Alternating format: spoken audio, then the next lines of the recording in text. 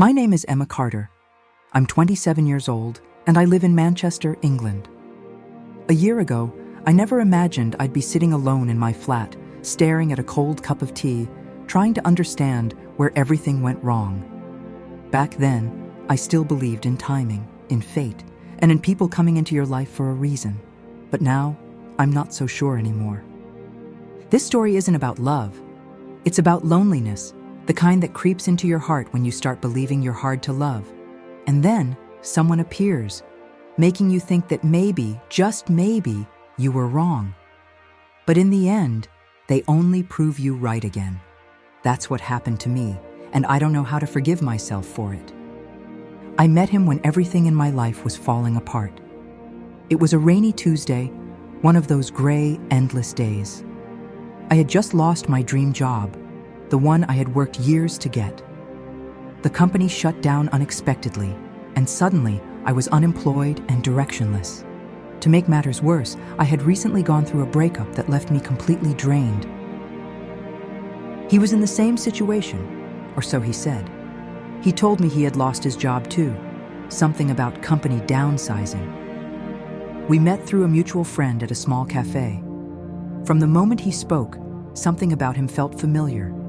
He carried the same sadness I felt inside, and maybe that's what drew me in. It's strange how two broken people can mistake comfort for connection. That first night, we talked for hours about music, movies, dreams that slipped away, and all the things we missed. For the first time in months, I felt seen. He wasn't just listening, he understood. It felt like breathing again after being underwater for too long. When I left that cafe, I thought maybe, just maybe, things were finally turning around for me.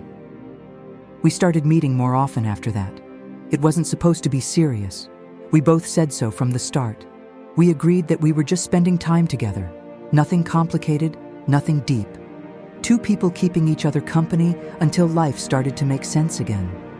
But sometimes, you can't control what your heart wants, even when your mind tells you otherwise. I began to fall for him slowly. He was gentle and funny. He remembered how I took my coffee, the songs I liked, and the way I'd scrunch my nose when I was thinking. He made me laugh again. I didn't realize it then, but I was building a world around someone who never promised to stay in it. Still, I convinced myself that this could be something more. One night, I decided to tell him how I felt. We were on his couch, a movie playing in the background, though neither of us cared about it. My heart was racing. I told him I liked him, that I didn't know where this was going, but I wanted to see if it could become more. He was quiet for a long moment before finally saying, "You're not really my type, but I don't mind seeing where this goes." That should have been my sign to leave, but I didn't. I told myself maybe he just needed time to realize what I already knew.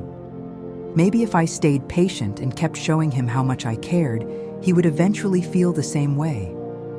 I thought love could grow if I just held on long enough. Looking back, I see how desperate that hope really was. I kept showing up. I planned dates, brought him his favorite snacks, and sent him silly messages to make him laugh. And he was kind, almost too kind. He'd listen to me talk about my worries, hold my hand when I was nervous, kiss my forehead before I left. Every small gesture made me believe there was something real between us, even when there wasn't. Then little things started to change.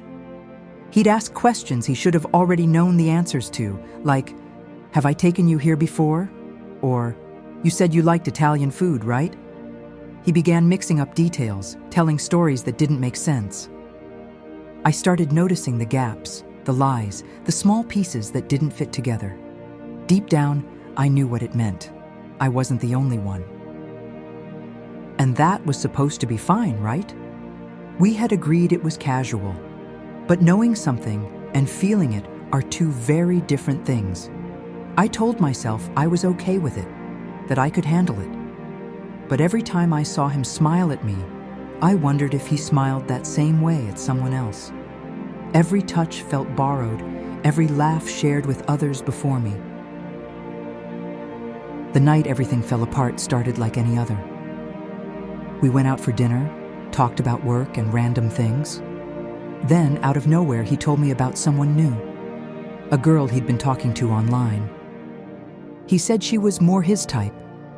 She was moving here in November, and when she arrived, he'd probably stop seeing me.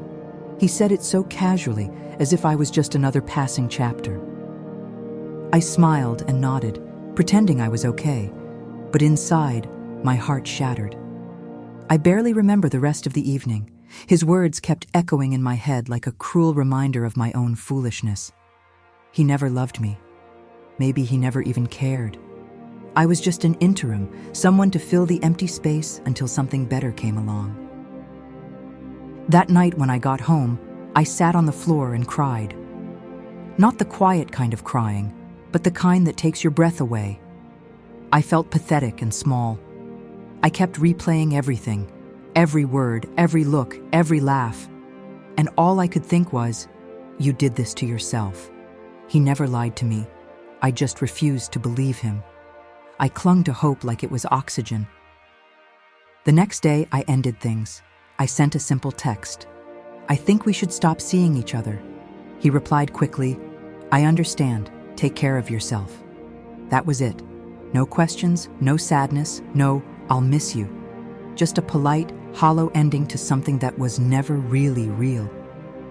I stared at the message for a long time, waiting for the pain to fade, but it didn't. Days blurred into each other after that. I'd wake up, go to work, come home, and pretend everything was fine. But every night, when I lay in bed, the anger came back. Not just at him, for playing with my feelings, but at myself, for staying, for hoping, for giving so much of myself to someone who never asked for it. I hated how much I cared about someone so careless. I hated that I couldn't even look in the mirror without seeing failure. Every reflection whispered, you weren't enough. I thought love was supposed to make you feel seen, but instead, it made me disappear. I kept wondering what was wrong with me. Why wasn't I enough to make someone stay? Why did I always end up being the temporary one? Maybe this isn't a story about heartbreak.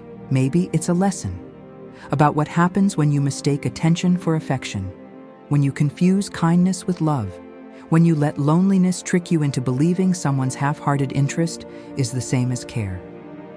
Because I did. I convinced myself that his presence meant something, when really, it didn't. I used to believe heartbreak was something you experienced once and survived forever.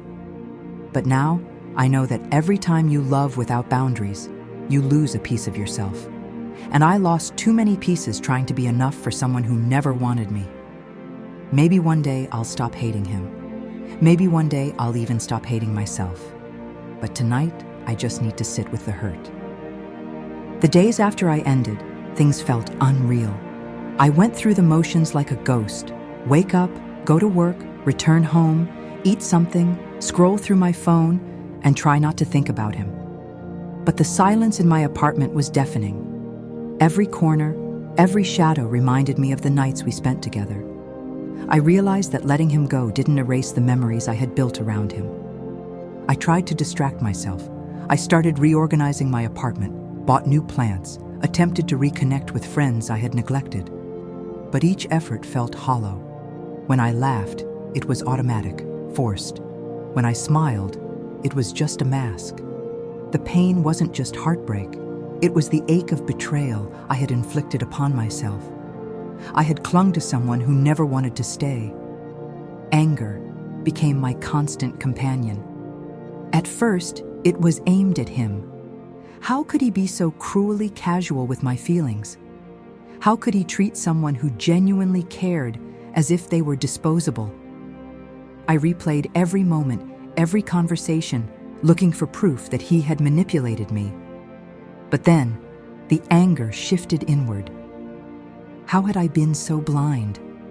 How had I allowed myself to hope against all evidence? I began noticing the patterns in my own behavior, the way I ignored red flags, the way I convinced myself that kindness equaled affection, the way I erased my own intuition just to hold on to the illusion that he cared. I hated that I had given him power over my emotions. that my self-worth had been dictated by someone who never valued me the way I valued them. Nights were the hardest. Lying in bed, I replayed our last date over and over, imagining different outcomes, wondering if I had done something differently, said something differently, maybe he would have stayed. It was a torture loop I couldn't escape. I hated myself for hoping. I hated myself for caring.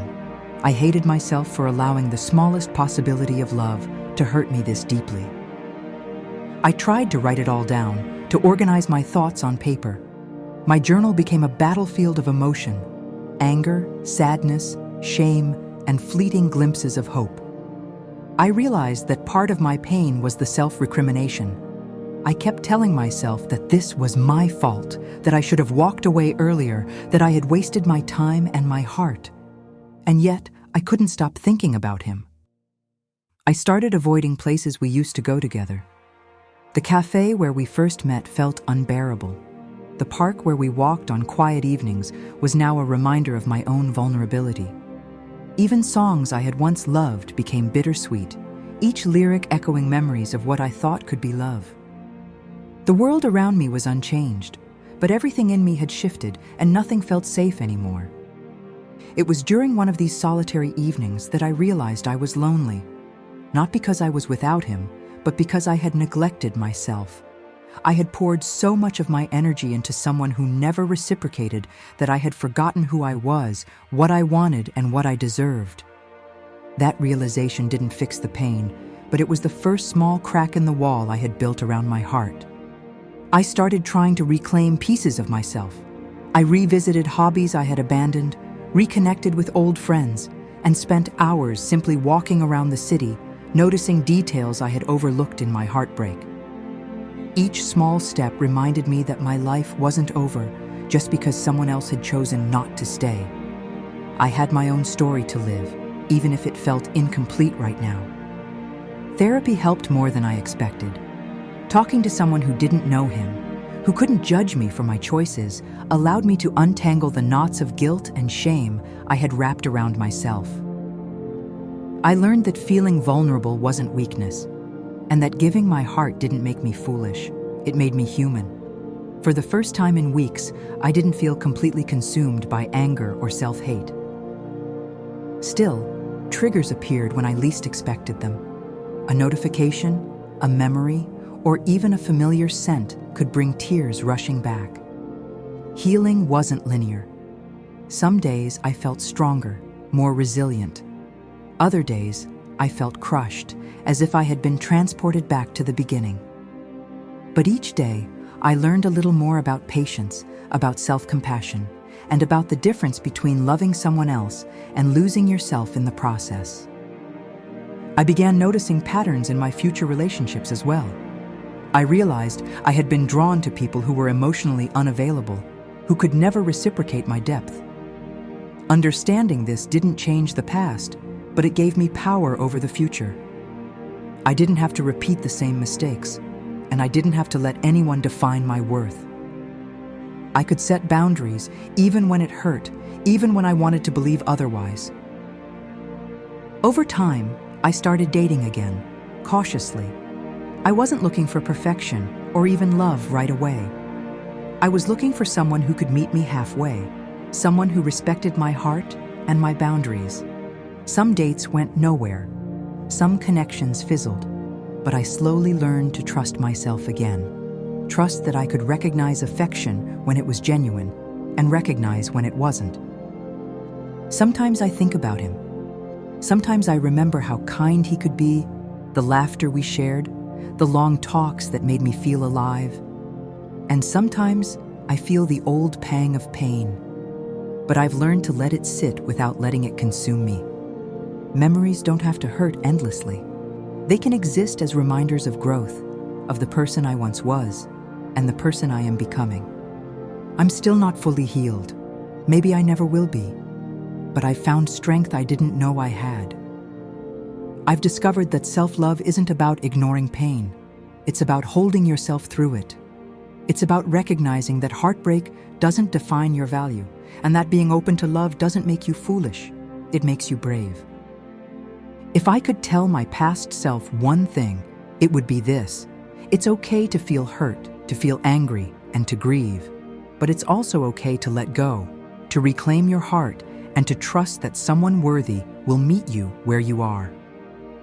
My story isn't over. It's just entering a new chapter, a chapter where I am learning to love the person I see in the mirror, without apology, without regret, and without fear. Months passed, seasons changed, and somewhere along the way, the sharpness of my pain began to dull. It didn't vanish, not completely, but it stopped feeling like an open wound. Some mornings, I would wake up and realize that I hadn't thought about him in days. That realization came softly, like sunlight through half-drawn curtains, quiet but undeniable. I began to notice life returning in small, almost invisible ways. The smell of fresh coffee in the morning felt comforting again. The sound of rain didn't make me lonely anymore. Even the walk to work, once heavy with thoughts of him, became lighter. It was as if my heart, exhausted from breaking, had decided to keep beating anyway. Healing, I learned, wasn't about forgetting him. It was about remembering myself. The woman I used to be, the one who laughed easily, who dreamed without fear, she hadn't disappeared. She had just been buried beneath heartbreak, waiting for me to uncover her again. I started painting, something I hadn't done since university. With every brushstroke, I painted a version of myself that was alive, curious, and whole. Sometimes people assume closure comes from the other person, an apology, a final conversation, a tidy ending. But I never got that. He never called, never asked how I was doing. At first, that silence hurt more than anything. But over time, I realized that his absence was my closure. I didn't need his words to heal. I just needed my own. There were still days when the memories returned. His laughter, his touch, the small way he tilted his head when he listened. I let them come, and I let them go. They didn't control me anymore. I had stopped fighting them and started accepting that they were just fragments of a chapter that had ended. I often passed the cafe where we used to meet. For a long time, I couldn't bring myself to go inside. But one afternoon, on a whim, I did. I ordered my usual drink, found a table by the window, and sat down. It felt strange, familiar, but not painful. I realized I wasn't sitting in our memory anymore. I was just sitting there, in my own present. I remember watching the world outside that cafe window, people rushing, laughing, living. I felt connected again, part of something larger than my heartbreak. For months, I had believed that pain isolated me, that it made me different. But pain is universal. Everyone around me was carrying something invisible, just like I had. Somehow, that made me feel less alone.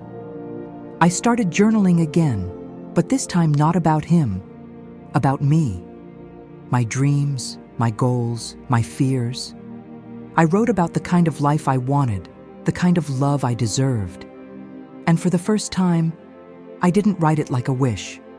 I wrote it like a plan. A quiet determination replaced the ache that had once ruled my chest. A few weeks later, I took a solo trip to the coast. The air smelled like salt and new beginnings. I walked barefoot on the sand, feeling the chill of the waves against my feet. For the first time in a long while, I wasn't running from anything. I was just being. There's something sacred about standing alone and realizing you're okay.